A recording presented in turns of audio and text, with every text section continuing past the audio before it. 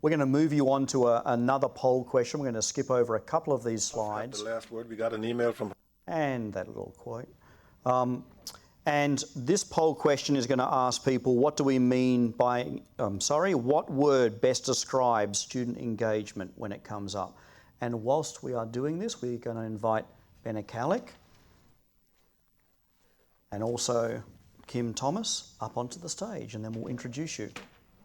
All right, wonderful. Well, as you keep going in that, I want to introduce our next two guests and our final panellists. And then after about a 20-minute conversation, we're going to turn it over to our students for some questions as well. So we have Bena Kallick.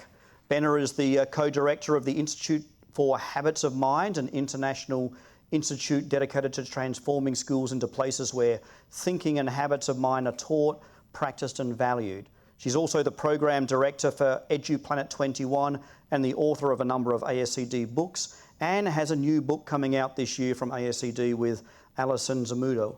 Do we have a title for that yet? Well, so far it's pretty concrete. It's Personalized Learning with Habits of Mind. Perfect. And then we had a title that we're not quite sure we love, which is Closing the Aspiration Gap.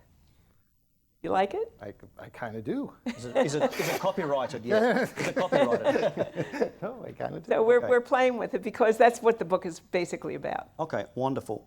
And we also, forgive me, I'm actually reading her bio off my iPhone because I didn't have time since you came in last minute to actually print it off. We also have Kim Thomas, and Kim says she became a teacher and this quote is important, so kids would have an awesome experience going to school. And she has never lost sight of that goal. She's currently in her 23rd year of teaching, and she is a math teacher at Woodruff Career and Technical Centre in Peoria Public Schools District 150. Her students in grades 7 and 8 may enter her classroom filled with a dislike of math, but Kim quickly changes their minds about the subject. Her creative lessons are patterned after student interest, so they relate to the subject. I think you're a perfect fit for this panel. And Kim, as I mentioned before, is the Illinois State Teacher of the Year. So please, a round of applause for Bena and Kim. All right, I'm going to hand it over to Bena first and then Kim. Any reactions from those words that you see up there before we go to the first questions? Well, it's interesting to me that engagement also includes excitement. And I'm wondering what we really mean by excitement, because when we think that there's too much excitement, we're kind of trying to keep it a little more low-key. And so the question is, what's the excitement about? Like, what are we really thinking about when we say excitement? Are we really talking about, we see enthusiasm. And in other words, we want kids, obviously, to feel, as Kaya has said, we want them to love school. And we want them to love that classroom, and we want them to love the subject matter. So we do want that. But whether that really is what is the main idea of engagement, is excitement, I don't know that I'm always excited about good ideas, but I'm intrigued, I'm curious, I'm interested, I want to know more. So there's also that, and I think that that's just another take on what we're saying here, that we really do care a lot, that kids care about what we're teaching. And that as I've been listening to Kaya and Russ, I've been thinking a lot about what they're saying. And I love what you're doing in DC. I mean, I've read about it, and it's nice to just see you talk about it with such great passion. And I think that the whole idea that we're really thinking about the degree of, I guess what I would say is the degree to which our teachers feel excited every day about teaching, and the degree to which we can really be creating an environment in which all of those things are also true for teachers, especially when we're trying to do professional development with them. Yeah. Is it engaging? Is it exciting? Does it really take them to another place? Are we able to really help them to feel the electricity of it? To feel that they are leaders, and that they are, that we're not just talking at them, but we're talking with them and alongside them. So I guess that's some loose thoughts, but it seems to me like everything that we say we would like for kids, I'd like to see us like for teachers as well, and for administrators, because I think very often administrators are kind of left as the kind of people who we don't put as much attention to. And that backbone of passion and excitement and activity, that's the backbone of wanting your school to look like that as well. Exactly. It's a question I was going to ask people later on. We may get to it later on, so I don't want to delve into it now, but it was, should we stop boxing people up even into areas of like, this is what's good for students, this is what's good for teachers, this is what's good for principals and administrators, and should we start to be looking at this as more of a learning community where everybody takes part in this journey? But we're going to hold that off for the moment, and we're going to turn it over to Kim for her reaction. Can you read it from there, by the way? Yes. I exponentially thank you for inviting me here.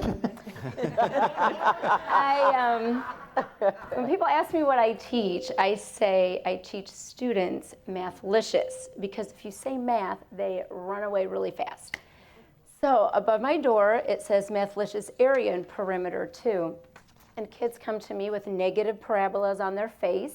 And, you know, it really breaks my heart when they say, I've never been good in math and I don't like math. I'm like, oh, just wait a 60th of a minute. Let my mathliciousness rub off on you, because it is my goal that the time you spend with me is one of the best parts of your day. So then they're like, okay, and then I come up with things like dynamathic dice and frackerdiddles and matho-lanterns and projects and too many to list, projects and activities. Like, what's that? What are we going to do with that? I mean, it is, to me, the teacher's responsibility to make those students want to come back to that classroom and learn. Amen, sister. And, you know. I want to come to your classroom. And I say I'm never going to make fun of a math teacher again. I'm just saying that right out. I'm done. With relationships, creating a positive relationship is the prime factor of effective teaching. And that can be done, intertwined throughout the curriculum. As students, well, what do they like? And, oh, you like pizza? Well, what topping? Okay, well, you know what? We're going to make a math problem with pizza and their toppings. I mean, ask things about kids. What makes you laugh? What do you love? And use that within any curriculum or content that you are teaching, and they will want to be there. And I tell teachers and I tell the kids, I go, you know what? I am not discouraged by how you walk in my classroom. I am encouraged at how you are going to exit this room. And it's my job how you exit. Because so what if you don't know your times tables? Because you are going to learn how to graph this equation and be able to explain it to me, talk to me about it, and tell me the slope and why the y-intercept is there, and create problems that, and then do projects and activities that prove to me you know surface theory, you know this, because you will never hear me say, turn to page blank, because you get out your scratch your brain learning sheet and here we go. And my excitement, if you live I always say live plus laugh plus love equals learn. I live it. Every teacher needs to get up and live it every day, not just the first day, but all the way to the very last day. And it can't just be, let's do projects now because it's May, or let's do a great thing the first day, right before Christmas break. No, the entire time, every day, because then those kids will have that positive parabola on their face and want to come in and learn. Now laugh, you have to laugh. Kids need to laugh. We make up theme songs, and this year, watch me whip out that equation, and then we do some equations, and instead of the nay-nay, we did the ray-ray.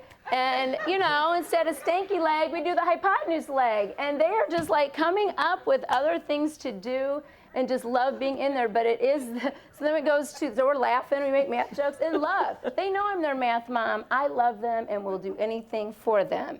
And they know I have their back, and they know I believe that they can learn and understand math at a depth they never thought was possible. So I believe it is the teacher's responsibility to make those kids, I want to go back to that classroom. Can you imagine a school? I can't wait to go to the next class. I can't wait to go to the next class.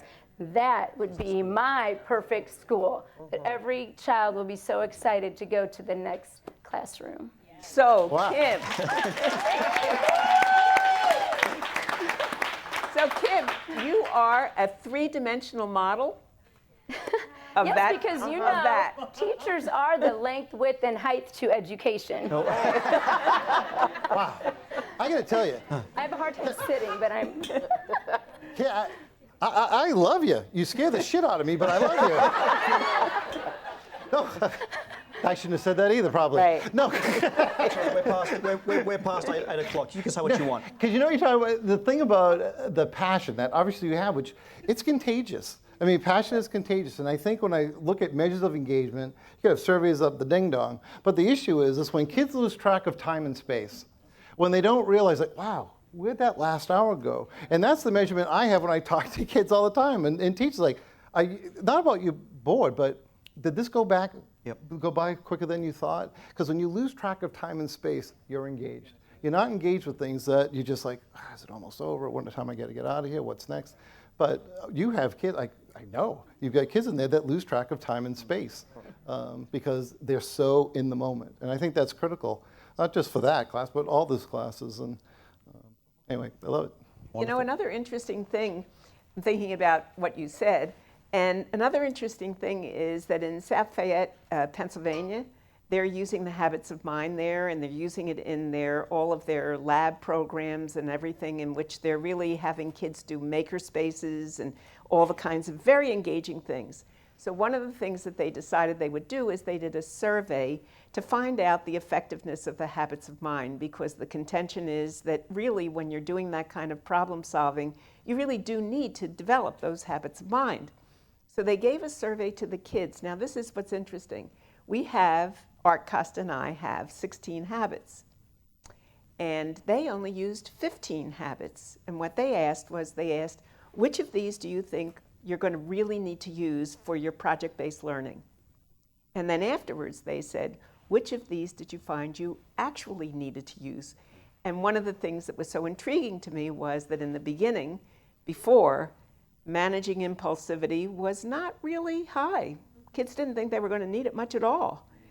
And in the end, they said, whoa, managing impulsivity was maybe one of the most important things. In order to be creative, we really needed to think about that. But here's what's interesting. I went back and said 15. Which one did they not put in there? Finding humor. And finding humor might be one of the keys to the greatest acts of creativity. And it was so interesting to me because gifted programs talk about the idea that when kids can find humor, it's a sign of giftedness. And so imagine that we are so concerned that kids will be having that kind of fun in class that we don't even use that as one of the habits. So anyway, we're talking about it, they're talking about it, and it's of interest. Wonderful. I'm going to throw a question first to Kim and then another one back to Bena and then open it up for everybody. But I was a little bit worried that Kim might be overawed being in front of this panel. And so I wanted to make sure that we could get to see sort of her in action and what she talks about. So I wanted to show a little video of Kim that we found just this afternoon. Give me an M. Give me an A. Give me a T. Give me an H. What's it spell? Best subject ever. Hello, I am Kim Thomas. I am a 7th and 8th grade math teacher at Woodruff Career and Technology Center in Peoria, Illinois. Welcome to my Mathlicious area and perimeter 2, where the only negative thing allowed in this room is a negative integer. My classroom is filled with diverse angles. Some are acute, while others are obtuse. The degree of each angle is irrelevant. It's the mathlicious approach that I take with each angle that makes my students believe that they can learn. It doesn't matter what level they enter my room, it matters the level they leave the room that counts. Once they experience that success, the student growth is infinite. My students are my inspiration to plan the best lessons and activities I can for them, to be engaging and to be fun. I create lessons according to their personal interests that my students enjoy, so they will want to do math. In my room, you can see student artifacts. You can see smiles on their faces while they are talking about math. You hear the dialogue, you hear the laughter, and you can smell the sweet math that cooks in here every day. Very nice. So my question is to you, because because I think you answered what I was going to ask you before, but my question to you is describe that first lesson of the year that you have with your students. When they're walking into your math class, they don't know what kind of teacher you are, they don't know what to expect, they're coming in with the negative parabola, as you, and there's a tweetable moment, by the way, Ross, you can tweet that one out. They're coming in with that frown. What do you do in that first lesson to change their attitudes and change their mindset around math? Well, I let them know that we do a project called Me, Myself, and Math. I'm very project oriented, and they introduce themselves to me. I want to know them. And they're like, you do? Oh yes, I want to know everything about you. So I do this project, Me, Myself, and Math, and I also do the project as well because they would like to know me.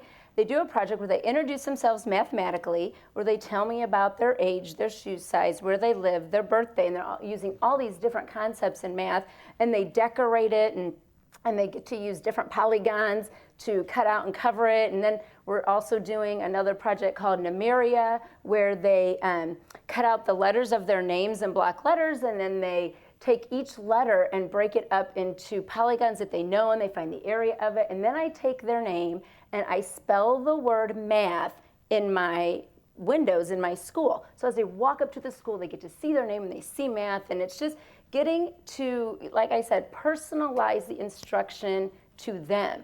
And once you just got that first day, I tell pre-service teachers all the time, it is so important that first day. And some people think, well, you're doing all this, are they behaving? Yes, they are, because that is the expectation in my room. I know they can behave, and so do they. I know they can learn math at a level they never thought was possible, and then so they know that. They want structure. Kids want structure, and I know some teachers are afraid to be that, bad guys some days, but kids respect structure, and they know with the structure comes all this fun. Yes, please bring the fun back into learning. You will never hear me talk about, oh, this test is coming up or these scores, because you put the kid first, everything will fall into place. Those scores will go up, kids will love being there and just, absorb all that math, the mathliciousness that I have to offer. So projects are huge. Kids, and then I do journaling, and we do meaningful games, Ya Mathsy, Dynamathic Dice Dilemma, Bamathanana, things that they are learning while they're playing, and they absolutely love it. And some of them are learning and they don't even know it because they're just having so much fun. Let's just face it, even as adults, we want to have fun. No one wants to sit through, like you said, a professional development that has nothing, to do with what you're teaching. Or if people come and talk in my district and I'm like, you could never come teach my students, please drop the mic, there's the door. Because I want to listen to people who can come in and give me ideas, but can come in with my students and actually come into the classroom and implement things. Wonderful. On the screen, we do have the 16 habits of mind that Bena was talking about, but I'm going to go to the next question because you summarised that one, but you are writing this book with Alison Zamuda, and it's really about developing a culture of learning and focusing on what you're calling these 4 filters of learning: the voice, co-creation, social construction, and self-discovery. So can you explain how developing a culture of learning can develop and promote engagement in the classroom? Yeah, and I think it's related to a lot of what's already been said in terms, you talk a lot about voice, which is our first one, which is voice. And what I'd like to do is, because you've talked about it a lot in terms of surveys, getting kids to participate and so on, let me take it to the level of curriculum, because we haven't really talked so much about that.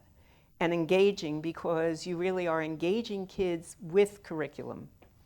So the first voice question is, to what degree is curriculum designed for kids to have voice, to actually be engaged, to be able to be thinking about, just as you're doing all your projects, to be able to really be in there and become an advocate for their own ideas, to be able to really think about their ideas and know that their ideas matter, that they really, you talk about how their ideas matter in terms of design of the system itself.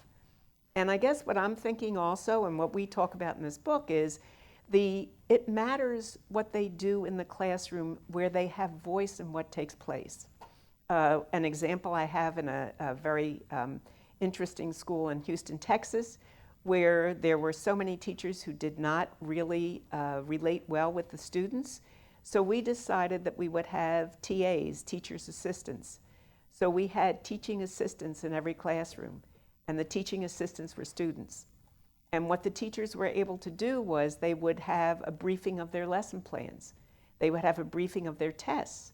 And kids rotated being teacher assistants so that they would help them to really understand what would work, what might not work. So the idea is, do they have a voice in what's going on in that classroom? The second is about co-creation. And that's also the idea that I think I heard you talking about, which is, it's really the idea that kids, when you're talking about those wonderful projects, are they co-creating those projects? Because they have as many great ideas as we do. So to what degree do we really invite them to be at the design table? So that we're not always designing for them, but we're also designing with them, which is something I believe you said as well. When we talk about social construction, that we're not just talking about the idea that it's social construction, meaning from Vygotsky, really meaning that you are giving more meaning because of your exchange with one another. But we also talk about the idea that it extends to giving meaning by going to expertise beyond the classroom. We have Skype, we have all kinds of ways for people to get apprenticeships and opportunities to work with all kinds of people. So now we're not limited by just what's going on in the classroom. How do we deepen the meaning for kids, and how do we give them that opportunity? And then finally, self-discovery, which is, if at every step of the way we are encouraging students to know more about who they are and who they might become, I think we are doing the job that we need to be doing. And I think that that really all ties, as you probably can hear in that all ties to the development of the habits of mind that students need in order to do that, to be thinking interdependently, to learn how to be taking responsible risks, to be able to actually communicate with clarity and precision, to really listen with understanding and empathy, and to question and pose problems. And again, I would say, for all of that, if a teacher is able to do that, the kids will follow. That's wonderful. I love the idea of self-discovery, and I don't think we tap into that idea enough in schools. I used to be a physical education teacher, and if I was teaching a skill or teaching a unit, I wasn't so concerned about the students developing that actual skill. What I was more concerned about was they were discovering something else about themselves that they didn't know even a week or two ago. And all of a sudden, they find out they can do this when they thought they couldn't do it, and all of a sudden their world opens up. And so it was really that self-discovery that we're promoting. I do like that. So I just wanted to share, this is actually brilliant. I was in Cuba a month or so ago and saw one of the most amazing things. We went to visit a middle school, and I was introduced to the student government. And it was a president and about 7 vice presidents, right? And I was like, oh gosh, here we go, right? And each of them introduced themselves, and one explained that she was the vice president of curriculum and instruction. And her job was there was a curriculum and instruction student in every classroom, and their jobs were to get the wishes of the students around what they wanted to learn, report to the vice president, and the vice president met with the teachers bi-weekly to talk about informing curriculum and instruction. There was a vice president for lands and grounds, and their responsibility was to make sure that the lands and the grounds were always looking good, and they had students in every class, and each class had different responsibilities around lands and grounds. There was a vice president for nutrition, and they worked with the food service people to inform what was cooking. And literally, this idea of giving kids jobs, right, develops leadership, develops voice, right, all of it, co-creation, right, around curriculum and whatnot. There was the patriotic vice president who was responsible for making sure that all of the young people learned what good comrades learn. And so, whatever your thing is, right? But there was a level of ownership. The kids loved it. They were interested. And I thought to myself, that's something that we could be doing tomorrow. It doesn't cost $1, but if we allowed our student governments to take real responsibility. There was a vice president of bulletin boards, right?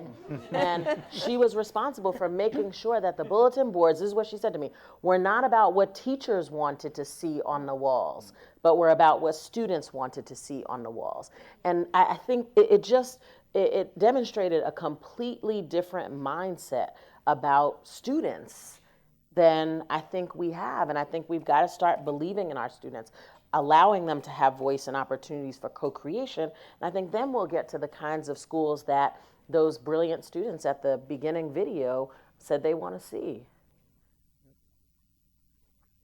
Very nice. Yeah, we're going to turn to those students in a minute, but before we do, and have them ask some questions and lead some questions for us as well. But before we do, and I'm going to open this up to anybody, how would you make your school or your district or your classroom an all-engaging environment? What are some of the steps that you think will be most productive, and some of the actions that you think will help push that?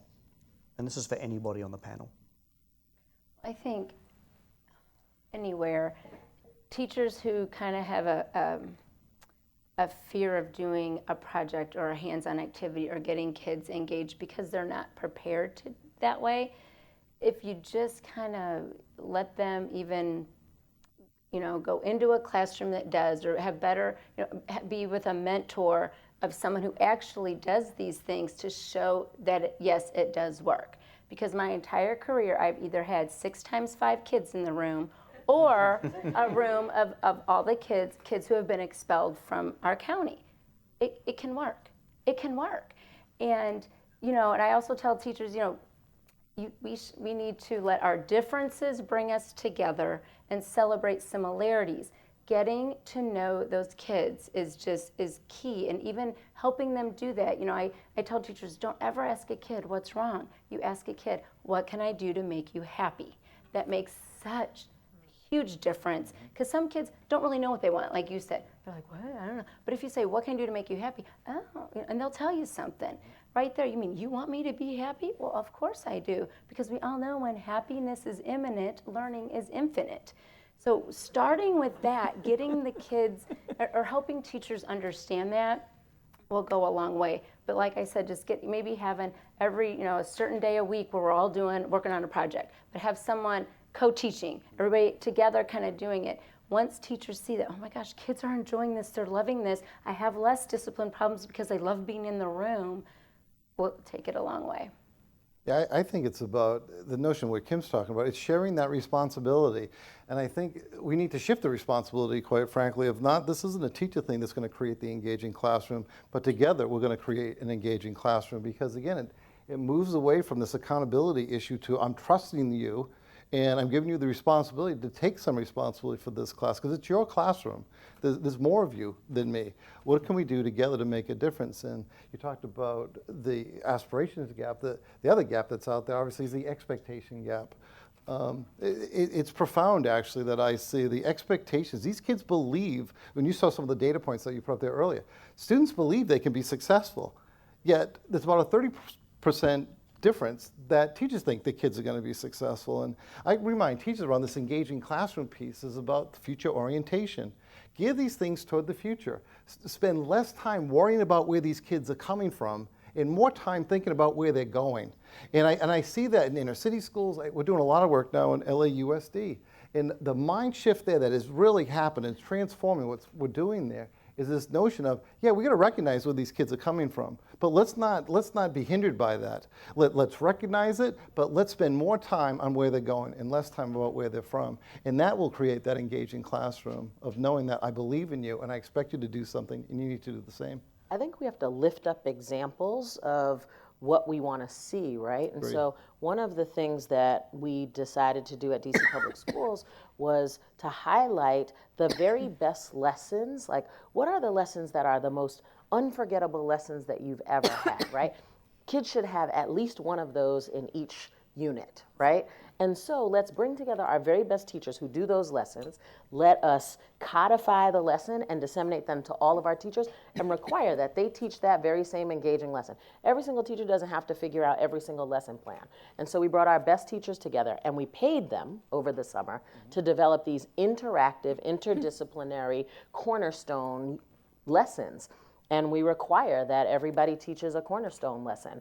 And they are memorable. In fact, I was just looking on my phone, and ABC did a story today on our second grade biking project, right? So we decided that in PE, all second graders should learn how to bike, right? And it's the PE lesson that meets the health standards, but if there's also leadership involved. It's tied to a social studies lesson around my community. So the culminating activity after you learn to ride the bike is you go for a ride through your community that you've mapped out using your math skills, and in fact, That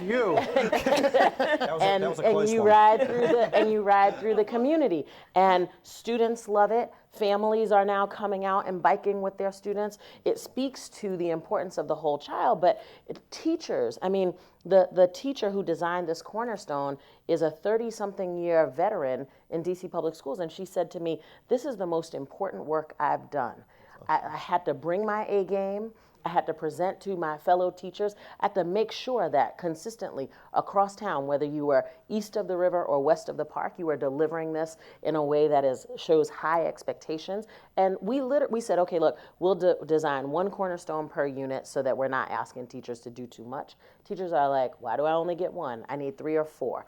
And so we'll go back to the drawing board to continue to develop these kinds of units, lessons, and we're gonna, I mean, absolutely bring students into this, because students are now saying, I'm going to a thing on Friday where for one of the history units, students are debating whether or not DC should get statehood. That is an active conversation right now, right? And who better to inform that conversation than our students? And so we want to make school a place, and every classroom a place where kids love to be, and we think that teachers are part of that, and we think that students can be part of that too. One other small thing I'd like to say is that Art and I wrote recently for Ed Leadership an article on some hard talk about soft skills. And I think that it's related to this, because I think that too often we marginalize those skills as if they're so-called soft. I tried to do a little word cloud on what's meant by soft, and what most people associate with soft is feathery, not so significant, kind of whispering, not really, the real thing.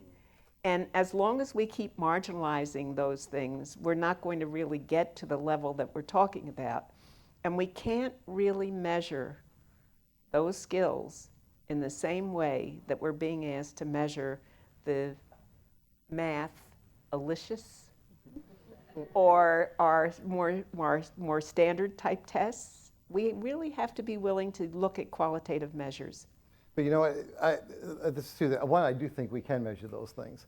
Yeah, I'm not saying we can't. Yeah. I'm saying I think we need to really accept the fact that we're using qualitative measures. Yeah, but I think you can do wanna it quantitatively too, though. I just think there's enough stuff out there that you can get at those kinds of things quantitatively as well, because no matter, and this is something I deal with constantly, my entire life's been about aspirations work and kids, about dreaming and doing and making those connections. So I live this soft skill mumbo jumbo constantly, and I'm like, nope, not soft skills, essential skills. Those aren't soft, they're pretty essential. It's like the 21st century skills stuff, which is always profoundly interesting to me. Like, when did creativity and problem solving become a 21st century issue? It's like, seriously, they're first century skills with technology. And I go back to this notion of the stuff that we're talking about around engagement, around purpose, around self-worth. Those are essential skills if this other stuff is going to make sense. And since I talk a lot about this, stories have become okay. And the qualitative data that we write about is okay, but it's not until I had hard numbers, where I did impact data analysis, where we've got all sorts of indexes out there that shows correlations between, direct correlations between those essential skills and academic achievement, do people stop paying attention? And that's a real challenge for us now, of saying, you got to get both. It's not and or. And I know that's not what you were saying, but my sense is yeah, the qualitative piece is critical, but we can infuse it with some of the quantitative piece, and we need to, I think. But I'm worried because I feel like we do data informs everything that we do. Yeah. But like there's a common sense-ness that I think has gone out the window around this data stuff. And so now we're trying to measure grit and persistence. Oh, yeah, no, I agree. And That blah, was blah, what right? I was concerned about. And in education, like we can't just take a good idea and do it. We got to take it out to the like weird extreme, right? And so I feel like we have to be common sense. We have to have common sense about this stuff. We can measure, right? But I don't want teachers filling out a rubric about whether somebody persists. That's exactly what I was concerned about. I think, and I think with digital portfolios, there's a lot of ways that we can show what kids can do, and they can reflect upon it, and they can be very clear about what it was that helped them and drove them and made that possible. I mean, that's this research that we're doing there in Pennsylvania, where they are really showing with real quantitative information, but it's not like a rubric that says you're from 1 to 4 on whether you showed persistence or you didn't show persistence. It's really more about what was this experience for me, and did persistence really matter? Because you can persist, but you can persist until you become stubborn. So the question is, where does persistence go if you're really not open to thinking flexibly? So, the habits kind of work in cooperation with one, or reciprocity with one another. And I think it's really important that we come to terms with that, and that we don't try to make it. The comment that I always make is that I think that you're going to like this. There's an inverse relationship. I never thought about it till I looked at you. There's an inverse relationship in terms of what we really expect from kids. And the inverse relationship is that the closer you are to the daily lives of kids, the more likely you are to know what to expect. And I would suggest that legislators and people who are further from the daily lives of kids know far less about what to expect from kids and are in charge of making those expectations policy. Wonderful.